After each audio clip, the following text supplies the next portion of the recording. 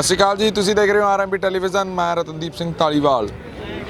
बड़े बयानबाजी हुई, बड़े राजनीतिक लीडर ने कहा भी इत्थे सिर्फ पंजाब का किसान है, इत्थे पंजाब का किसान नहीं। ये साबित हो चुका है उस दिन तो जिस दिन के किसानों का इत्थे मोर्चा चल रहा है। इत्थे पंजाब का किसान भी आ, इत्थे हरियाणे का किसान भी है, यूपी का भी है, महाराष्ट्र का भी है, होर भी ਵੱਖ-ਵੱਖ स्टेटां के किसान ने। साडे नाल हुण मौजूद ने यूपी तो कुछ आए किसान, इन्हां तो जानने की कोशिश करते हैं। इत्थे आए ने, किसानां दा समर्थन कर रहे ने, पर वो चीज़ जानने की कोशिश करते हैं जो नैशनल मीडिया ते खबर चल रही है भी किसानां दे लई ये चीज़ां लाहेमंद ने, जां जिहड़े पंजाब दे लोग ने उन्हां नूं खालिस्तानी कह के जां होर नाम दे के लोकां नूं भटकाया जा रहा है। सत श्री अकाल जी, स्वागत है जी। थैंक यू जी जी। भगत सिंह वर्मा, राष्ट्रीय अध्यक्ष पश्चिम प्रदेश मुक्ति मोर्चा। जी जी जी, आपका क्या कहना है? आप क्या देख रहे हैं यहाँ पर? जो देखिए, ऐसा है, पहली बार लगा है हमें, हम सिंधु बॉर्डर भी गए, वहाँ भी बोलकर भी आए मंच से, और अब हम लोग जो है यहाँ टिकरी बॉर्डर पे हैं। हमारे भी सैकड़ों किसान यहाँ आ चुके हैं और हमने कहा है कि आइए सब। पहली दफ़ा भारत में चौधरी महेंद्र सिंह टिकैत के आंदोलन के बाद हमें लगा है पहली बार कि इस देश का किसान खड़ा हो चुका है। और क्यों खड़ा हुआ है? इस देश का किसान इसलिए खड़ा हुआ है कि आज़ादी से अब तक किसी भी नेता ने इस देश के किसानों को उनकी फसलों का लाभकारी मूल्य तो दूर, लागत मूल्य भी नहीं दिलाया, जिसके कारण इस देश का किसान लगातार कर्जबंद होकर आत्महत्या करने को मजबूर है। आज पहली बार किसानों ने परेशान होकर यहाँ सड़कों पर आकर फैसला किया है दिल्ली को घेरने का। और हम बता देना चाहते हैं देश के प्रधानमंत्री जी को कि ये किसान खड़ा हो चुका है। जो आपने इस खेती को उजाड़ने के लिए, किसान को बर्बाद करने के लिए और देश को बर्बाद करने के लिए 3 काले कानून बनाए हैं, ये आपको वापस लेने पड़ेंगे।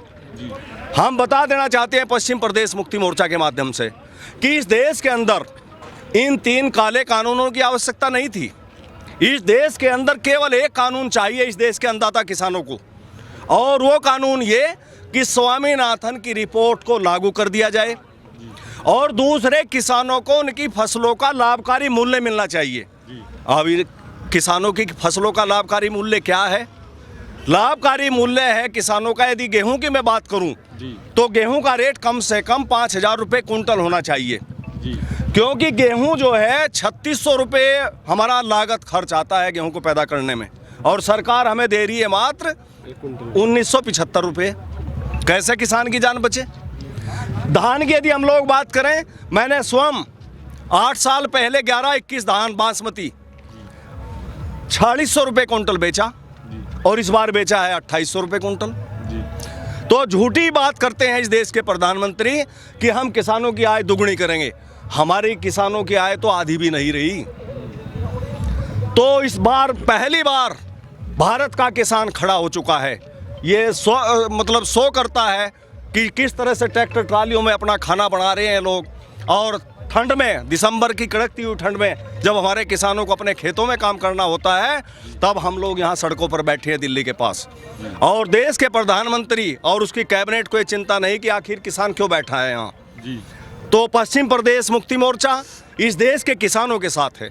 मैं तो चौधरी चरण सिंह जी के साथ काम करने का मुझे अवसर मिला है, और महेंद्र सिंह टिकैत के साथ हम लोगों ने लड़ाई लड़ी है, और हम हजारों किसानों को लेकर किसान आंदोलन में जेल गए हैं। तो पश्चिम प्रदेश मुक्ति मोर्चा ये मांग करता है, ये निवेदन करता है देश के प्रधानमंत्री जी से कि प्रधानमंत्री जी झूठ मत बोलिए सुबह से शाम तक, केवल इन अन्नदाता किसानों की बात मानिए। इन काले कानूनों को आप वापस लीजिए, इस देश के किसानों के सभी कर्ज समाप्त करिए, माफ़ करिए। जब आप इस देश के कारपोरेट चंद घरानों के 5 लाख करोड़ रुपए कर्ज माफ़ कर सकते हैं, तो इन किसानों के कर्ज क्यों नहीं माफ़ कर सकते? और इस देश के अंदर मेरे पंजाब के भाई हैं, हरियाणा में भी कई चीनी मिले हैं, पंजाब में भी कई चीनी मिले हैं। गन्ना किसानों का बारे में यदि हम लोग बात करें तो प्रधानमंत्री जी ने और उत्तर प्रदेश के मुख्यमंत्री ने और खट्टर ने ये कहा था कि हम 14 दिन के अंदर गन्ना किसानों को गन्ने का भुगतान दिलाएंगे चीनी मिलों से। 14 महीने में आप लोगों का गन्ने का भुगतान नहीं हो रहा। कैसे देश बनाना चाहते हो? और भारत वर्ष कृषि प्रधान देश है। जब किसानों की जेब में पैसा होगा, किसानों की परचेजिंग पावर बढ़ेगी, तभी देश इकोनॉमिक रूप से मजबूत होगा, आर्थिक रूप से मजबूत होगा। तो गन्ने के रेट की बात जहाँ तक आती है, गन्ना आर्थिक रीढ़ है सारे देश की और सारे प्रदेशों की। सबसे ज़्यादा टैक्स गन्ने से सरकारों को मिलता है, और लेकिन गन्ने का कोई रेट नहीं बढ़ाना चाहते। हमने गन्ने की मांग की है कि गन्ने का लाभकारी रेट कम से कम 600 रुपये कुंटल होना चाहिए, जिसके लिए बराबर हम लोग संघर्ष करते रहते हैं। कई बार टीवी चैनलों पर हमारी डिबेट भी आई है, हमारा आया है न्यूज़ नेशन पे, काफ़ी मेरा बातें आई हैं। तो हम ये कहते हैं सरकार से कि कोई भी हमारी फसल हो, चाहे वो हमारा जो है केरल का किसान जूट पैदा करता हो, चाहे महाराष्ट्र का किसान मूंगफली पैदा करता हो, या कपास पैदा करता हो, या हमारे हरियाणा भाई कपास की पैदावार करते हों, धान की पैदावार करते हों, उन सारी फसलों का लागत पर, मतलब C2 जोड़ते हुए, लागत पर खर्च जोड़ते हुए सब कुछ 50% लाभ की बात करते हैं प्रधानमंत्री, हमें 25% ही दे दें, तब किसान बचेगा, और किसान बचेगा तो देश बचेगा। धन्यवाद। बहुत बढ़िया, बहुत बढ़िया।